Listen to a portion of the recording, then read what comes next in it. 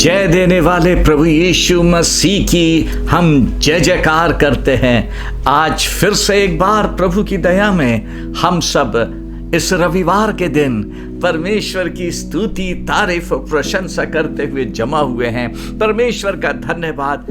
अद्भुत परमेश्वर हमको अपनी दया में अद्भुत समय देता है कि हम उसकी आराधना करें, स्तुति करें और उसके पवित्र वचन से आशीषित होएं। मुझे उम्मीद है कि इस लॉकडाउन के समय में आप सब अपने परिवारों के साथ में प्रार्थना में हैं, परमेश्वर के साथ बहुत अच्छा समय बिता रहे हैं, साथ ही में अपने परिवार के साथ अच्छा समय बिता रहे हैं। परमेश्वर का धन्यवाद इस बहुत बहुत अच्छे समय के लिए। कोई शक नहीं, बाहर परेशानियां हैं, डर है, भय है, लेकिन हमारे घर में अंदर प्रभु के साथ अद्भुत समय और उसमें परमेश्वर की उपस्थिति में अद्भुत आनंद।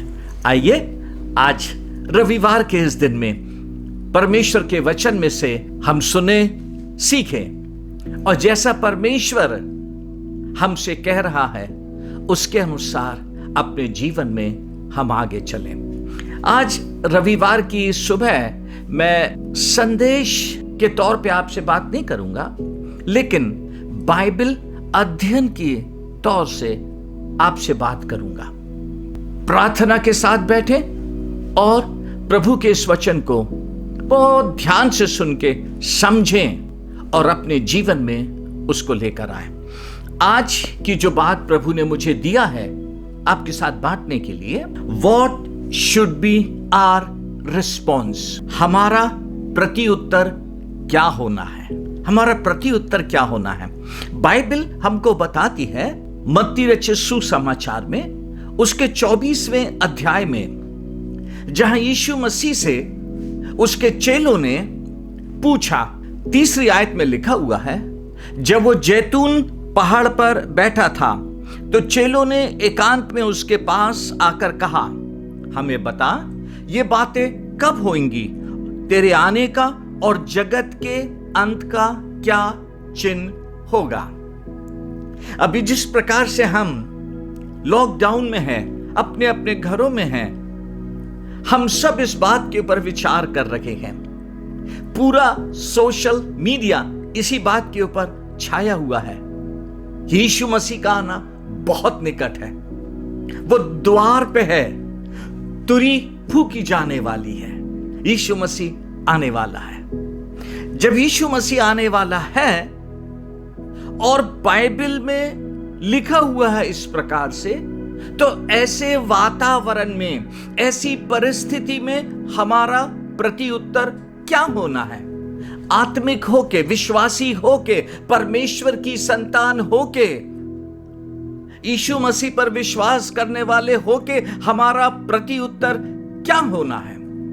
क्योंकि चेलों ने यीशु मसीह से यह बात पूछी और कहा, हमें बता ये बातें कब होंगी? तेरे आने का और जगत के अंत का क्या चिन्ह होएगा? कुछ बातें हैं जो प्रभु यीशु मसीह ने अपने चेलों से कही। सबसे पहले यीशु मसीह ने उन्हें हिदायत दिया, फिर उसके बाद उनसे कुछ सुझाव कहा और अपेक्षा की। आइए हम पूरे इस मत्ती, मरकुस और लूक के 3 सुसमाचार से प्रभु यीशु के दूसरे आगमन के पहले प्रभु यीशु ने जो बातें अपने चेलों से कही, जो हिदायतें, जो अपेक्षाएं, जो सुझाव दिया है, उनके ऊपर आज सुबह हम मनन करें। बाइबल हमको बताती है पहली हिदायत जो यीशु मसीह ने अपने दूसरे आगमन से पहले जब चेलों ने पूछा तो उनको दिया। बाइबल कहती है मत्ती उसका 24वां अध्याय और उसकी 4थी आयत में लिखा हुआ है, यीशु ने उनको उत्तर दिया और कहा, सावधान रहो। लिखा हुआ है, Jesus told them, don't let anyone misled you. सावधान रहना। प्रभु यीशु मसीह ने सावधान रहने के लिए कहा है। हम मसीही लोग, विश्वासी लोग जो हैं, बहुत बार बातों में खो जाते हैं। बहुत बार जहां हमको बातों को समझना है वहां हम समझ नहीं पाते हैं। और आप देखें, यीशु मसीह अपने दूसरे आगमन की बात जब अपने चेलों से कह रहा है तो शुरुआत किया, सावधान रहो। हमको अपने मसीही जीवन के हर क्षेत्र में सावधान रहना है। विश्वासी जीवन में पवित्र वचन में क्या लिखा है उसको समझने में, पवित्र वचन हमसे क्या कहता है उसको करने में, प्रभु यीशु मसीह हमसे क्या अपेक्षा करता है उसको पूरा करने में सावधान रहना है। परिस्थितियों को देख के डरना नहीं है। यीशु मसीह के दूसरे आगमन की जो तैयारी है उसमें हमारा प्रत्युत्तर यीशु मसीह की पहली हिदायत में सावधान रहे और आगे जल्दी से चले। दूसरी बात बाइबल हमको बताती है, यीशु मसीह ने अपने चेलों से कहा, चौथी आयत में फिर से, कोई तुम्हें भरमाने ना पाए। फिर से मैं वही बोलूं, don't let anyone mislead you. धोखा ना देने पाए, गुमराह ना करने पाए, भरमाने ना पाए। बहुत सारे यीशु मसीह के दूसरे आगमन के समय के चिन्ह लिखे हुए हैं, वो एक भी होता है। हम लोग डर जाते हैं और कुछ ऐसे लोग उठ खड़े होते हैं जो हमको ऐसी ऐसी बातें बताने लगते हैं जिससे ऐसा प्रतीत होता है कि बस खत्म अब सब कुछ। बहुत स्पष्ट तौर पे प्रभु यीशु ने अपने चेलों को बताया और समझाया। अभी बता नहीं रहा है चिन्ह क्या है, अपने दूसरे आगमन के आने के पहले के चिन्ह के पहले कह रहा है, सावधान रहो, कोई तुमको भरमाने ना पाए। 2 आयत परमेश्वर के वचन से अपन देखेंगे। बाइबल हमको बताती है, कुलुस्सियों उसका 2 अध्याय और उसकी 8वीं आयत में लिखा हुआ है, चौकस रहो, कोई तुम्हें उस तत्व ज्ञान और व्यर्थ धोखे के द्वारा अपना आहेर ना बना ले जो मनुष्यों की परंपराओं और संसार की आदि शिक्षा के अनुसार तो है पर मसीह के अनुसार नहीं है। 2 चीजें हैं, पहली चीज परंपराओं से, लेकिन दूसरा मसीह के अनुसार। मैं इंग्लिश की अनुवाद आपके लिए पढ़ता हूं। लिखा हुआ है, be sure you are not led away by the teaching of those who have nothing worth saying and only plan to deceive you. That teaching is not from Christ. It is only human tradition and comes from the powers that influence this world. इसलिए यीशु मसीह बोला, बहुत सारी बातें होंगी क्योंकि चिन्ह बता दिया यीशु मसीह ने। भूकंप आएगा, भूखमरी आएगी, महामारी आएगी, बहुत सारी बातें होंगी, लेकिन इन सब के बीच में सावधान रहना ताकि कोई तुम्हें भरमाने ना पाए। किस चीज से? ऐसी शिक्षाओं से जो मसीह से नहीं है, लेकिन यहां से कुछ सुन लिए, वहां से कुछ सुन लिए, यहां से बाइबल में से थोड़ा निकाल लिए, वहां से बाइबल में से थोड़ा निकाल लिए, और फिर उसके बाद अंत के समय की शिक्षा बना के रख दी है। बहुत स्पष्ट प्रभु का वचन कहता है, कोई तुम्हें व्यर्थ धोखे के द्वारा अपना आहेर ना कर ले। मैं दूसरे शब्दों में आपसे बोलूं कि परमेश्वर प्रभु यीशु मसीह जो कह रहा है, अपने चेलों को बता रहा है, अपने मसीही जीवन में मैच्योर होना, परिपक्व होना, ताकि उन समयों में जब मेरे दूसरे आगमन की बातें पूरे होने वाली होंगी, लोग क्या कह रहे हैं, क्यों कह रहे हैं, समझना। इंग्लिश में लिखा है ना, इन्फ्लुएंस, प्रभाव तो नहीं डाल रहे हैं, आपको प्रभु के दूसरे आगमन के लिए तैयार किया जा रहा है या ऐसी शिक्षाएं देकर आपको प्रभावित किया जा रहा है। मसीही जीवन में हमको सावधान रहना है ताकि लोग गलत शिक्षाओं से हमें भरमा न दे। तीसरी बात, परमेश्वर का वचन हमको बताता है, मत्ती 24 और उसकी 6वीं आयत में लिखा हुआ है, तुम लड़ाइयों और लड़ाइयों की चर्चा सुनोगे, देखो घबरा ना जाना। बाइबल कहती है देखो घबरा ना जाना। परमेश्वर कहता है डोंट पैनिक, घबराना नहीं, धीरज रखना। जिस प्रभु यीशु मसीह ने अपने दूसरे आगमन के पहले ये सब बातें हमसे कही हैं, इतना भयानक समय आने वाला है, ध्यान से, उसी प्रभु यीशु ने हमें वायदा भी दिया है, जगत के अंत तक मैं तुम्हारे साथ हूं। फिर आप इन सब बातों को सुनकर क्यों घबरा गए, क्यों घबरा रहे हैं? यीशु मसीह आपके साथ है, मेरे साथ है, आपके साथ है। निश्चिंत होएं, यीशु मसीह में बने रहें और यीशु मसीह को अपने अंदर बने रहने दें, घबराए नहीं। आइए प्रभु के वचन में हम आगे चलें, क्योंकि उसके बाद प्रभु यीशु बहुत सी बातें अपने चेलों से बताया, बहुत सारी बातें पर यीशु मसीह ने अपने चेलों को बताया। लेकिन उस सब बातों को बताने के बाद प्रभु यीशु मसीह ने जो अपने विश्वासियों से, अपने मसीहों से अपेक्षा किया है, आइए अब हम उसको देखें और समझें। और इस बात को हम मत्ती से, मरकुस से और लूक से हम देखेंगे। आगे जब प्रभु यीशु मसीह अपने दूसरे आगमन के पहले क्या क्या घटनाएं होंगी सब बता चुका, उनके साथ सब बातें कह चुका, तो एक बात अपने चेलों से बोला।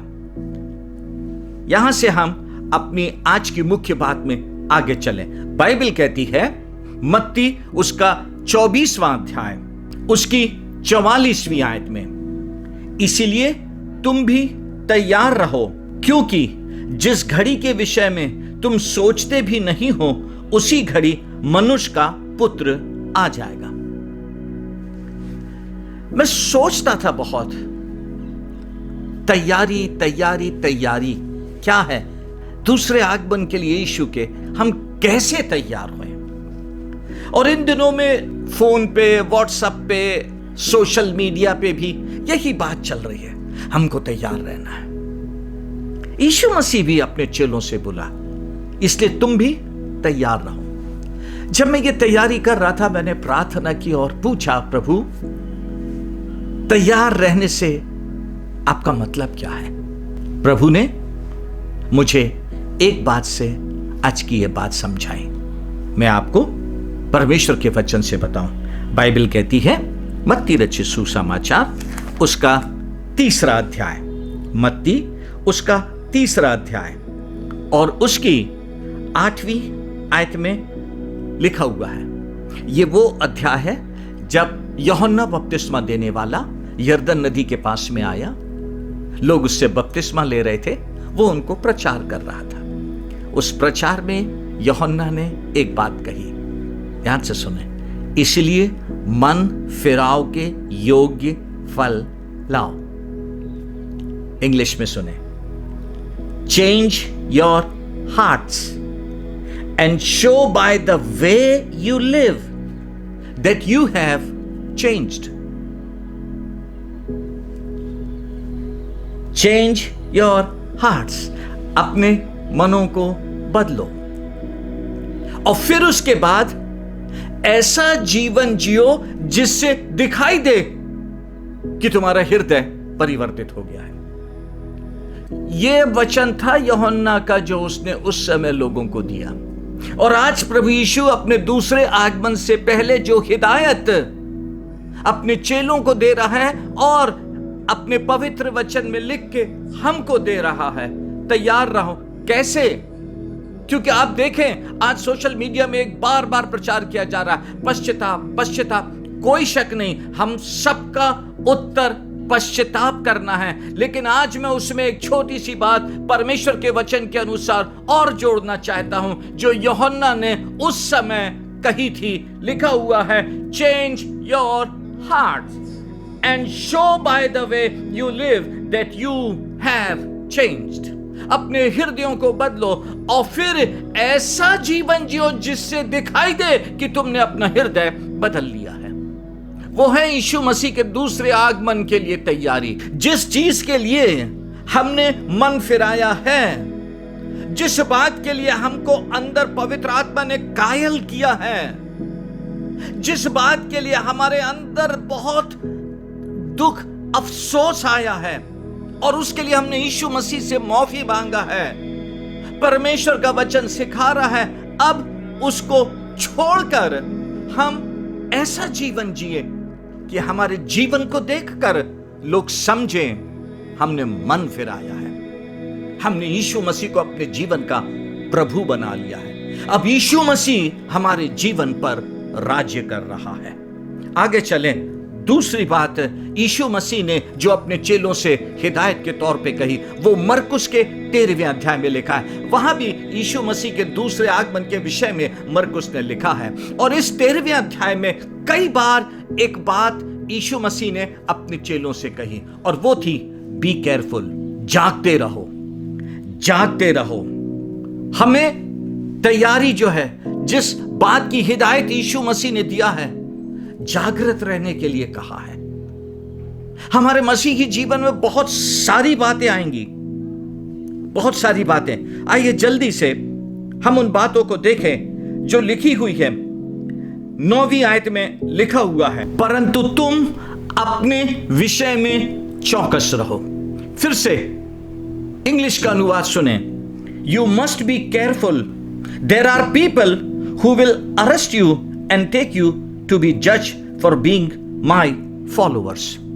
यीशु मसीह ने अपने दूसरे आगमन से पहले जो घटनाएं होने वाली हैं, भूकंप, महामारी, दूसरी बातें जो होंगी, उसके साथ यह भी बोला, ऐसा भी समय आएगा मेरे दूसरे आगमन से पहले जिसके लिए तुमको तैयार रहना है, और वो है यू मस्ट बी केयरफुल। क्योंकि तुम्हारे पास ऐसा समय आएगा जब लोग तुमको मेरे नाम के कारण पकड़ लेंगे, और ये वो समय होएगा जब तुमको मेरे लिए, मेरे नाम के लिए स्टैंड लेना है। हिदायत दिया यीशु मसीह ने, यीशु मसीह के लिए स्टैंड लेने का। लिखा हुआ है, लोग तुम्हें महासभाओं में सौंपेंगे, पंचायतों में पीटे जाओगे, और मेरे कारण हाकिमों और राजाओं के आगे खड़े किए जाओगे, ताकि उनके लिए गवाही हो सकता है आपको भी उस प्रकार से सताया नहीं जा रहा है, या आप उसकी एक झलक देख रहे हैं। लेकिन आज जो बात प्रभु ने दिया आपसे कहने के लिए, इन सब बातों के बीच में यीशु मसीह के दूसरे आगमन के पहले आपका प्रभु यीशु मसीह में, प्रभु यीशु मसीह के लिए स्टैंडिंग क्या है? आप किसके लिए खड़े होते हैं? जब समय आता है आपकी टेस्टिमनी क्या होती है? सोचें थोड़ी देर के लिए चर्च, आपकी गवाही क्या होती है? वो हमारी स्टैंडिंग है। जब निर्णय लेने का समय आता है, आपकी स्टैंडिंग क्या होती है? बहुत गंभीर बात है वो, बहुत गंभीर बात है। हम किस बात के लिए खड़े होते हैं? आगे लिखा हुआ है, तीसरी बात जो यीशु मसीह ने कही, अपने चेलों को सुझाव दिया, उनसे अपेक्षा किया। लूक रचित सुसमाचार के 21वें अध्याय में फिर से लूक ने भी यीशु मसीह के दूसरे आगमन के लिए 21वें अध्याय में बहुत सी बातें लिखी हैं। आज हम उसमें से 2 बात देखेंगे। बाइबल कहती है 34 आयत से आगे, इसीलिए सावधान रहो, ऐसा ना हो कि तुम्हारे मन खुमार और मतवालेपन और इस जीवन की चिंताओं से सुस्त हो जाए, और वह दिन तुम पर फंदे के समान अचानक आ पड़े, क्योंकि वह सारी पृथ्वी के सब रहने वालों पर इसी प्रकार आ पड़ेगा। यीशु मसीह ने अपने दूसरे आगमन की बात कही, क्या क्या होएगा बताया, लेकिन इस आयत को पढ़ने से ऐसा लग रहा है उसके आने में थोड़ा समय लगेगा, और जब वो समय लगेगा तो प्रभु हमसे कह रहा है, सावधान रहना, तुम्हारा मन खुमार, मतवालेपन, जीवन की चिंताओं से सुस्त ना हो जाए, केयरलेस नहीं बन जाना, यीशु मसीह में जागते और सचेत रहना। आगे, क्योंकि वह सारी पृथ्वी के सब रहने वालों पर इसी प्रकार आ पड़ेगा। सबके सामने यीशु मसीह का दूसरा आगमन ठक अचानक से आ पड़ेगा, इसलिए सावधान रहना। अब सुने, आज की और बात की गहराई में हम जा रहे हैं। लिखा हुआ है, इसीलिए जागते रहो और हर समय प्रार्थना करते रहो। प्लीज चर्च ध्यान से, इसीलिए जागते रहो और हर समय प्रार्थना करते रहो। यीशु मसीह का आना बहुत निकट है, लेकिन आज ध्यान से सुने प्रभु क्या कह रहा है। लिखा हुआ है, इसीलिए जागते रहो और हर समय प्रार्थना करते रहो। हर समय प्रार्थना करते रहो। क्या प्रार्थना करने के लिए? ध्यान से सुने, आगे लिखा हुआ है कि तुम इन सब आने वाली घटनाओं से बच सको। यीशु मसीह अपने चेलों का उत्तर दे रहा है, जब उन्होंने पूछा, हमें बता ये बातें कब होंगी, तेरे आने का और जगत का अंत कब होएगा, बता हमें। यीशु मसीह ने बताया मेरे आने से पहले क्या क्या बातें होंगी, लेकिन उसके बाद उन्हें हिदायत दिया, सुझाव दिया, उनसे अपेक्षा किया, और अब उनसे अपेक्षा कर रहा है प्रार्थना करना। क्या प्रार्थना करना? आने वाली घटनाओं से बच सको। बहुत सी घटनाएं आएंगी, भूकंप आएगा, सुनामी आएगी, महामारी आएगी, आकाश में चिन्ह दिखाई देंगे, सब कुछ होएगा, लेकिन तुम दुआ करना कि तुम आने वाली घटनाओं से बच सको। अभी हम जब से लॉकडाउन में हैं, प्रार्थना कर रहे हैं। चर्च, अब क्या प्रार्थना में है? जो भी विषय में आप प्रार्थना कर रहे हैं, बहुत अच्छी बात है, वो भी हमारी नीड है, लेकिन उन सब के साथ जो एक विषय यीशु मसीह ने दिया है, उस विषय को भी ध्यान में रखना है, और उस विषय के लिए हमें ध्यान से विशेष तौर पे प्रार्थना करना है, क्योंकि यीशु मसीह ने अपने दूसरे आगमन के पहले ये सब बातें कही हैं, और लिखा है, so be ready all the time, pray that you will be able to get through all these things. आने वाली सब चीजों से बचने के लिए, आने वाले सब चीजों में तुम प्रभु के अनुग्रह में बने रहो और बच सको। अब देखें प्रभु का अनुग्रह, प्रभु की सामर्थ जो इन दिनों में हमको दिखाई दे रही है, कैसे प्रभु ने हम सबको बचाया है। अभी इससे भी भयानक दिन आएंगे, लेकिन यीशु मसीह कहता है, प्रार्थना करना, प्रार्थना करना, प्रार्थना करना कि तुम आने वाली हर एक घटनाओं से बच सको। आइए आज के इस वचन में और गहराई से चलें, जो आज की सबसे मुख्य बात है। आगे लिखा हुआ है 36वीं आयत में, इसीलिए जागते रहो और हर समय प्रार्थना करते रहो कि तुम इन सब आने वाली घटनाओं से बचने, ध्यान से, और मनुष्य के पुत्र के सामने खड़े होने के योग्य बनो। मनुष्य के पुत्र के सामने खड़े होने के योग्य बनो। प्रभु यीशु मसीह अपने चेलों को उत्तर दे रहा है। प्रभु यीशु मसीह अपने दूसरे आगमन की बात अपने चेलों के साथ, और बाइबल जो अब हमारे हाथ में है, अपनी कलीसिया के साथ में बांट रहा है, और अपनी कलीसिया से कह रहा है, हिदायत दे के, सुझाव दे के, अपेक्षा करके तैयार हो जाओ, जागते रहो ताकि तुम मनुष्य के पुत्र के सामने अर्थात अपने उद्धारकर्ता, राजाओं के राजा, प्रभुओं के प्रभु यीशु मसीह के सामने खड़े होने के योग्य बनो। कभी आपने इस पे विचार किया है कि हमको यीशु मसीह के सामने खड़े होने के योग्य बनना है?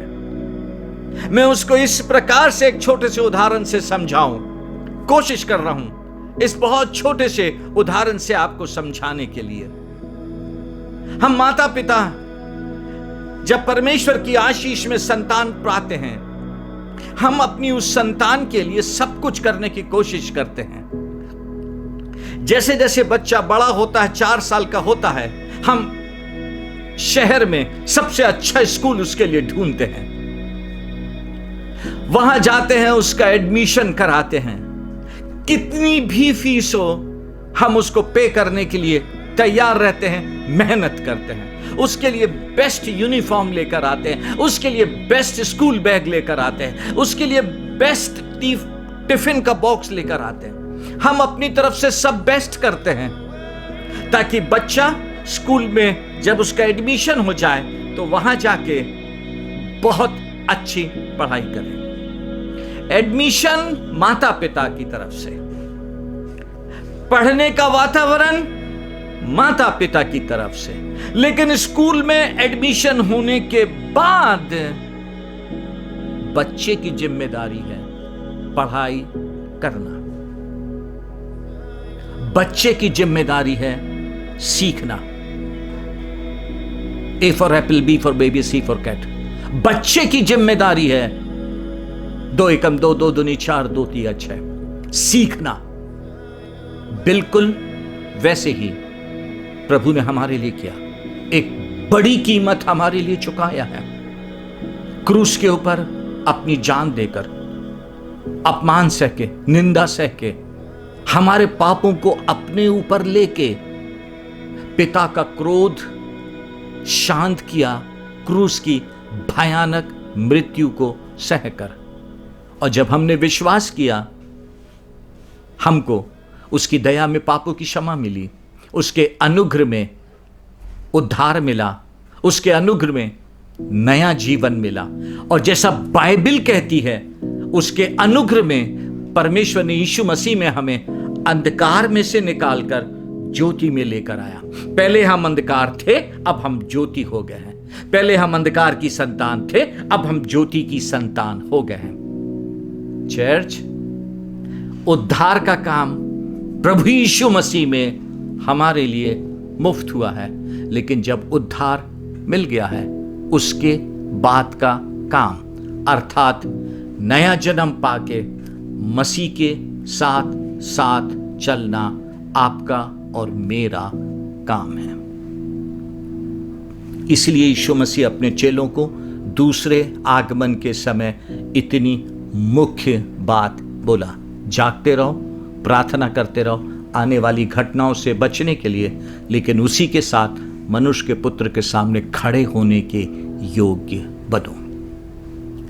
मेरा प्रश्न है, आपकी समझ में क्या है यीशु मसीह के सामने खड़े होना? क्या है? जब आप प्रभु ने अनुग्रह किया, स्वर्ग जाएंगे, उसके सामने खड़े होंगे, क्या होएगा, कैसे होएगा? आइए जल्दी से परमेश्वर के वचन से आज सुबह के संदेश सबसे मुख्य बात को समझें। बाइबल में कुछ उदाहरण हैं जिनसे आज की इस बात को समझाने की कोशिश करता हूं। एक हिस्सा है यूहन्ना रचित सुसमाचार में, हम सब उसको बहुत अच्छे से जानते हैं। पहले अध्याय में 43 वर्ष से आगे है, 43वीं आयत से 51वीं आयत तक। जब यीशु मसीह इस दुनिया में था, यूहन्ना से बपतिस्मा लिया, अपनी सेवकाई शुरू किया। जब अपनी सेवकाई शुरू किया, तब प्रभु यीशु की मुलाकात फिलिप्पुस से हुई। और जब उसकी मुलाकात फिलिप्पुस से हुई, तो बाइबल में लिखा है पहले अध्याय में यूहन्ना के, फिलिप्पुस अपने गांव गया और वहां जाके नतनिएल से मिला। और नतनिएल से जाके उसने बात किया और जाके बोला, भविष्यवक्ताओं ने जिसके बारे में लिखा है, वो मसीह हमको मिल गया। नतनीएल ने उससे बोला, क्या गलील से, नासरत से कोई अच्छी वस्तु भी निकल सकती है? बोला, हां, चलकर देख ले। नतनीएल विश्वास नहीं कर सका, यीशु मसीह के, मसीहा के आने का वो विश्वास नहीं कर सका जब फिलिप्पुस ने उससे कहा। और जब वो फिलिप्पुस से के साथ में इस बात को देखने के लिए गया कि सचमुच में मसीह आ गया है, तो बाइबल हमको यूहन्ना के पहले अध्याय में बताती है, अभी फिलिप्पुस और नतनीएल मसीह को देखने जा ही रहे हैं। अभी दूर ही है, वो अभी दूर ही है। इसके पहले कि फिलिप्पुस नतनीएल से बोले, देख देख देख, वो ना, वो जो सफेद कपड़े पहना है, वो जो दाढ़ी है, वो जो अलग से दिख रहा है, इसके पहले कि फिलिप्पुस नतनीएल से बताए, बोले वो मसीह है, यीशु मसीह ने नतनीएल को दूर से देखकर बोला, ये सचमुच इस्राएली है, इसमें कपट नहीं है। इसके पहले कि फिलिप्पुस यीशु मसीह का परिचय दे, यीशु मसीह ने नतनीएल बारे में बता दिया। वो बात है चर्च जो इस आयत से आपको समझाने की कोशिश कर रहा हूं। मनुष्य के पुत्र के सामने खड़े होने के योग्य बने। आपको कहना नहीं पड़ेगा, यीशु मसीह सब कुछ जानता है। उसने नतनीएल के लिए पहले से उसको मालूम था, उसको देख के उसकी स्थिति बता दिया, बोला ये सचमुच इस्राएली है और इसमें कपट नहीं है। जब आप यीशु मसीह के सामने खड़े होंगे, वो आपके विषय की हर एक बात आपको बता देगा। नतनीएल से रहा नहीं गया। नतनीएल ने यीशु मसीह से बोला, तू मुझे कब से जानता है? यीशु मसीह बोला, जब तू अंजीर के पेड़ के तले खड़ा था। आप समझ रहे हैं, जीवन में जहां कहीं भी खड़े होते हैं, आपके प्रभु की दृष्टि आपके ऊपर रहती है। आप दुनिया से छिपा सकते हैं, दुनिया को धोखा दे सकते हैं, दुनिया के सामने दो रंगी चाल चल सकते हैं, दुनिया को बातों में फंसाकर धोखा दे सकते हैं। यीशु मसीह को नहीं, यीशु मसीह को नहीं। इसीलिए प्रभु यीशु मसीह ने अपने चेलों से बहुत स्पष्ट कहा, प्रार्थना करना, मनुष्य के पुत्र के सामने खड़े होने के योग्य बनना। समझें, इस लॉकडाउन के पीरियड में परमेश्वर ने अनुग्रह दिया है। अपने जीवनों को जांचें जब आप प्रार्थना में हैं, और यदि आप प्रार्थना में सचमुच में ईमानदारी के साथ प्रार्थना में हैं, पवित्र आत्मा को मौका दे रहे हैं आपसे बात करने के लिए, वो आपसे बात करके कहेगा आपकी एक एक बात जो यीशु मसीह को पसंद नहीं है, ताकि आप उसके लिए मन फिराएं, ठीक होएं और मसीह के साथ ठीक से चाल चल सके। आप समझ रहे हैं बात को? हमको उसके सामने खड़े होने के योग्य बनना है। एक और उदाहरण बाइबल में से मुझे स्मरण आ रहा है। बाइबल बताती है, मरकुस के 2 अध्याय में लिखा हुआ, कई दिनों के बाद वह फिर कफरनहूम में आया और सुना गया कि वह घर में है। यीशु मसीह कफरनहूम में था और इतने लोग वहां पर इकट्ठा हो गए कि जगह नहीं थी। उसके बाद लिखा हुआ है 3 आयत में, और लोग एक लकवे के रोगी को 4 मनुष्यों से उठवाकर उसके पास ले आए। एक लकवा से रोगी व्यक्ति था जिसको लोगों ने उसकी चंगाई के लिए, अच्छा होने के लिए यीशु मसीह के पास 4 लोगों से उठवा कर ले आए। जब जगह नहीं मिली तो उन्होंने उस घर की छत उघेड़ दी और फिर उसके बाद रस्सी से बिल्कुल यीशु मसीह के सामने उसको लाके रख दिया। आप सोचें, पूरा गांव, पूरे लोग, लिखा हुआ है, लोग एक लकवे को, रोगी को लेके आए। कई सबकी निगाहें थी, सबकी तरस भरी दृष्टि थी उस लकवे के रोगी के लिए कि उसको यीशु मसीह के पास ले जाएं, उसको यीशु के सामने रख दें और प्रभु यीशु उसको चंगा कर देगा। लेकिन आप देखिए वहां क्या हुआ। बाइबल हमको बताती है, यीशु ने उनका विश्वास देखकर उस लकवे के रोगी से कहा, हे पुत्र, तेरे पाप क्षमा हुए। सब अचंभित हो गए, सबके लिए एक शॉकिंग बात थी, वो आश्चर्यचकित हो गए। हम इस व्यक्ति को लाए चंगाई के लिए, ये तो बोल रहा है पाप क्षमा हो गया। इसके पाप किया है इसने, इसके पापी जीवन का खुलासा यीशु के सामने हो गया। वो है बात शेयर समझने की, जो यीशु मसीह अपने चेलों से कह रहा है, प्रार्थना करो मनुष्य के पुत्र के सामने खड़े होने के योग्य बनो। जब उसको लेके आए सामने चंगाई की बात, बाद में उसका जीवन यीशु मसीह के सामने खुल गया। उसका पिछला यीशु मसीह के सामने खुल गया और यीशु मसीह ने उस लकवे के रोगी से कहा, पुत्र, तेरे पाप क्षमा हुए। लोग परेशान हो गए, बहस करने लगे।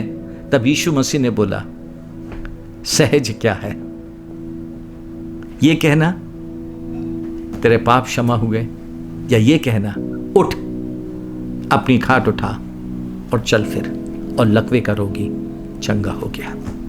आज जो बात आपसे कहना चाहता हूं, हम प्रभु यीशु मसीह के पास बिना सोचे विचारे आ जाते हैं, बिना सोचे विचारे भूल जाते हैं वो कितना सामर्थी है, वो कितना सर्वशक्तिमान परमेश्वर है।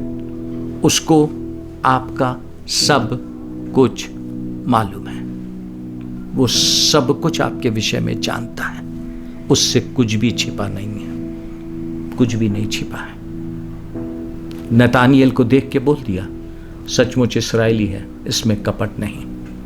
लकवे के रोगी से कहा, तेरे पुत्र, तेरे पाप क्षमा हुए। कुछ भी नहीं छिपा यीशु मसीह से, क्योंकि उससे कुछ भी नहीं छिपेगा। उसका आना बहुत निकट है, बहुत निकट है। पारदर्शिता में मसीही जीवन में चले, पारदर्शिता में चले और आगे चले। उसके दूसरे हिस्से में मनुष्य के पुत्र के सामने खड़े होने के योग्य बने।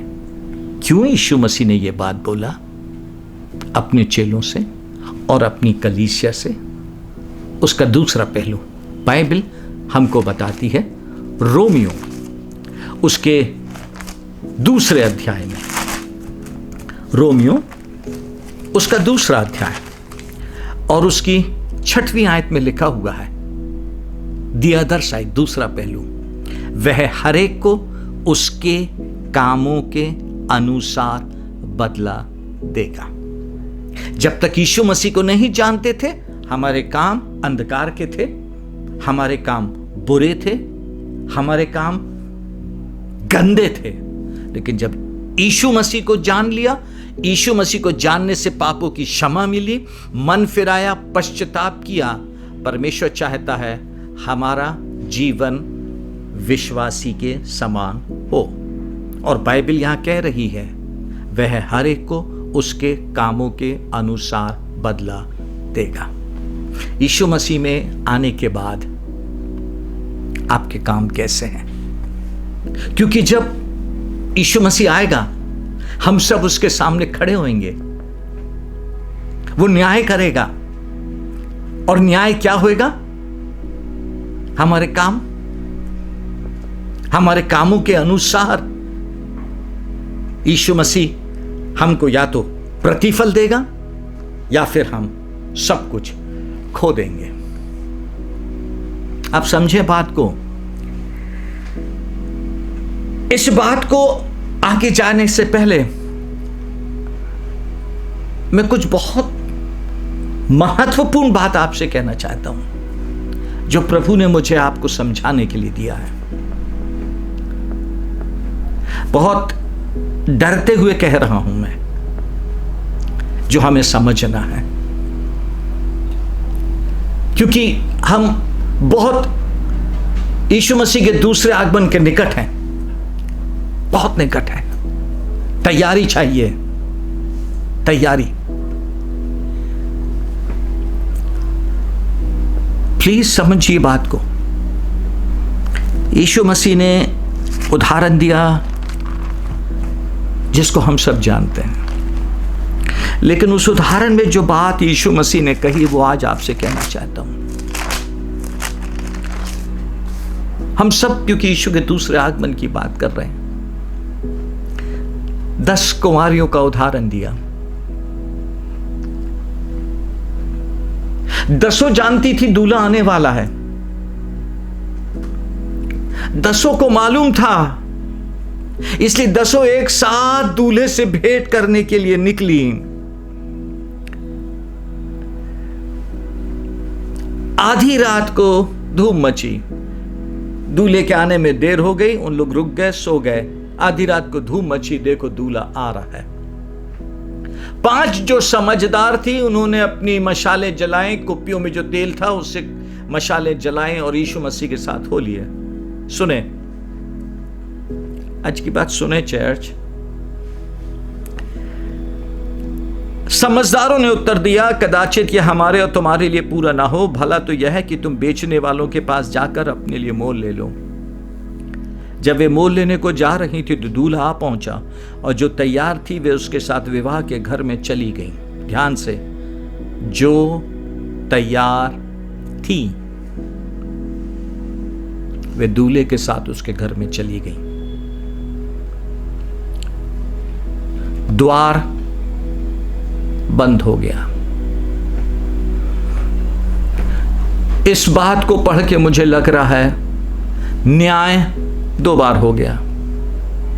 एक, यीशु मसीह जब आया, उसका सेकंड कमिंग जैसे हुआ,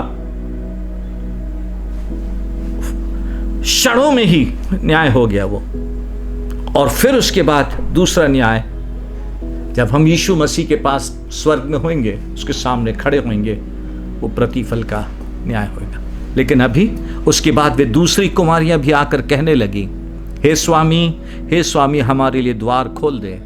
उसने उत्तर दिया, मैं तुमसे सच कहता हूं, मैं तुम्हें नहीं जानता हूं। भयानक है। निकले थे दूल्हे से मिलने के लिए, जानते थे, एक प्रकार से बोलूं पूरा मसीही जीवन, लेकिन परमेश्वर के अनुसार, उसके वचन के अनुसार, यीशु मसीह के अनुसार तैयारी नहीं की, जीवन नहीं बिताए, चूक गए। और जब यीशु मसीह के आने की धूम मची, वापस गए पवित्र आत्मा की भरपूरी लेने, पवित्र आत्मा की सामर्थ को लेने। यीशु मसीह आया, जो तैयार थे उनको ले गया और जो तैयार नहीं थे छोड़ दिया। इसलिए बोला, उसने उत्तर दिया, मैं तुमसे सच कहता हूं, मैं तुम्हें नहीं जानता। इसीलिए जागते रहो, क्योंकि तुम ना उस दिन को जानते ना उस घड़ी को जानते हो। बहुत बहुत सावधान होने की जरूरत है, बहुत, हर एक बात में ध्यान देना है। एक और उदाहरण आपके साथ बोलता हूं मैं, ध्यान से सुने आज की बात को। लूक रचित सुसमाचार में लिखा हुआ है, उसके 13वें अध्याय में, वह नगर नगर गांव गांव होकर उपदेश करते हुए यरूशलेम की ओर जा रहा था, तो किसी ने उससे पूछा, हे प्रभु, क्या उद्धार पाने वाले थोड़े हैं? उसने उनको उत्तर दिया, सके द्वार से प्रवेश करो, सके द्वार से प्रवेश करने का यत्न करो, क्योंकि मैं तुमसे कहता हूं कि बहुत से प्रवेश करना चाहेंगे और ना कर सकेंगे। जब घर का स्वामी उठकर द्वार बंद कर चुका हो और तुम बाहर खड़े हुए द्वार खटखटाकर कहने लगो, हे प्रभु, हमारे लिए द्वार खोल दे, और वह उत्तर दे, मैं तुम्हें नहीं जानता, तुम कहां के हो, आप क्या करेंगे? प्रश्न लोगों का था यीशु मसीह से, उद्धार पाने वाले थोड़े हैं। उसने कहा, वो बात नहीं है ज्यादा हैं या थोड़े हैं, बात यह है कि तुम सकेत द्वार से प्रवेश करने का यत्न करो। अपने जीवन में से सब ईवल को कट कर दो, सब बुराइयों को अलग कर दो। वे बातें जो तुमको अच्छी लगती हैं अलग करो, क्योंकि वो द्वार जो है बिल्कुल सकरा है, उसमें तुम कोई दूसरी चीज के साथ में प्रवेश नहीं कर सकोगे। दुनिया का तरीका, दुनिया का ढंग, दुनिया की बातें, दुनिया का लगाव, दुनिया का आकर्षण, उसको अलग करना ही पड़ेगा। ध्यान से सुनना। जब ये बातें बोली तो वे लोग जो छूट गए, जिनके लिए द्वार बंद हो गया, आगे सुनिए क्या लिखा है। तब तुम कहने लगोगे, हमने तेरे सामने खाया पिया, तूने हमारे बाजारों में उपदेश किया।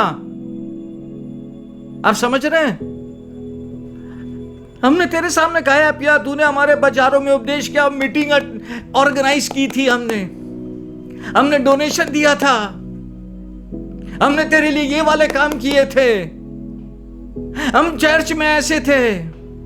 यीशु मसीह ने कहा, परंतु वह कहेगा, मैं तुमसे कहता हूं, मैं नहीं जानता तुम कहां से हो। हे कुकर्म करने वालों, तुम सब मुझसे दूर हो। हमारे ये अच्छे काम जो हैं उसके आगे ग्रहण योग्य नहीं है। मैं अक्सर बाइबल की एक आयत को याद रखता हूं। भजन संहिता 51 में लिखा है, तू हृदय की सच्चाई से खुश होता है और मन ही में ज्ञान सिखाएगा। आप जो भी कुछ कर रहे हैं उसमें आपके पर्सनल मोटिव क्या है, आपका व्यक्तिगत सोच उसमें क्या है। नाम कमाना, नाम दिखाना, लोगों की बड़ाई लेना, ताली लेना, सलाम लेना क्या है? सिर्फ चर्च के काम में आगे बढ़ के इन्वॉल्व होना। यीशु मसीह बोलेगा, मैं तुमको नहीं जानता, तुम कौन हो, कहां के हो। अभी चर्च के लिए हम, चर्च में सामने आने के लिए हम सब कुछ कर लेते हैं। यीशु मसीह बोलेगा, मैं नहीं जानता तुमको। आगे, हे कुकर्म करने वालों, तुम सब मुझसे दूर हो। और लिखा है, वहां रोना और दांत पीसना होगा जब तुम अब्राहम, इजाक, याकूब और सब भविष्यवक्ताओं को परमेश्वर के राज्य में बैठ और अपने आप को बाहर निकाले हुए देखोगे। मनुष्य के पुत्र के सामने खड़े होने के योग्य बने। हमारा है हाउ वी लिव, हम एक सच्चा मसीही जीवन कैसे बिताते हैं, कैसे बिताते हैं। क्योंकि हम सब जानते हैं, कुरिन्थ की पत्री में लिखा, पौलुस बोलता है, यीशु मसीह नेव है, सब जन सावधान रहें। उसमें वो कैसा रद्दा रखता है, सोने चांदी, काठ, घास फूस, कैसा रद्दा रखता है। हर एक बात को आग से परखा जाएगा और जो बचेगा वो प्रतिफल पाएगा, नहीं बचेगा जल के राख। जबकि परमेश्वर की दया में, उसके अनुग्रह में समय मिला है, हम बहुत सावधानी से प्रभु के साथ प्रार्थना में समय बिताएं। पवित्र आत्मा अंदर से तैयार करें, अंदर से तैयार करें। आज सुबह के लिए आखिरी बात, हमको परमेश्वर का पवित्र आत्मा तैयार करे। क्या है वो तैयारी? बाइबल बताती है, यूहन्ना का प्रकाशित वाक्य, सचमुच में वो यीशु मसीह का प्रकाशित वाक्य है, लेकिन यूहन्ना को दिया गया जिसने हमारे लिए ये लिखा। बाइबल बताती है पहले अध्याय में उसे यीशु मसीह का प्रकाशन, उसकी भव्यता, वैभव, महिमा का प्रकाशन मिला। लेकिन उसके बाद दूसरे और तीसरे अध्याय में कलीसिया का प्रकाशन मिला, और उसमें से पहली कलीसिया जिसके लिए लिखा है इफिसुस की कलीसिया, तूने पहला सा प्यार छोड़ दिया है। यीशु मसीह ने कलीसिया के विषय यूहन्ना को बताया, पहला सा प्यार छोड़ दिया। क्यों प्यार की बात यीशु मसीह ने किया, और क्यों फिर उसके बाद बोला मन फिरा, पहले के समान काम कर। क्यों? सुने ध्यान से, बाइबल क्या कहती है। पहला यूहन्ना 4 अध्याय 16 और 17 बाइबल कहती है, जो प्रेम परमेश्वर हमसे रखता है उसको हम जान गए हैं और हमें उसका विश्वास है। परमेश्वर प्रेम है और जो प्रेम में बना रहता है वो परमेश्वर में बना रहता है और परमेश्वर उसमें बना रहता है। ध्यान से, इसी से प्रेम हम में सिद्ध हुआ कि हमें न्याय के दिन हियाव हो, क्योंकि जैसा वह है वैसे ही संसार में हम भी हैं। जैसा यीशु मसीह था वैसा ही हम भी हैं, और जैसा यीशु मसीह ने हमसे निष्पक्ष निष्कपट प्रेम किया, परमेश्वर इन अंतिम दिनों में चाहता है हम अपने मसीही जीवन में उस परिपक्वता पे पहुंचे जहां हम भी यीशु मसीह से, परमेश्वर से, उसके लोगों से निष्पक्ष प्यार करने वाले बने। प्रेम इसी से सिद्ध होता है और हमें न्याय के दिन हियाव होता है।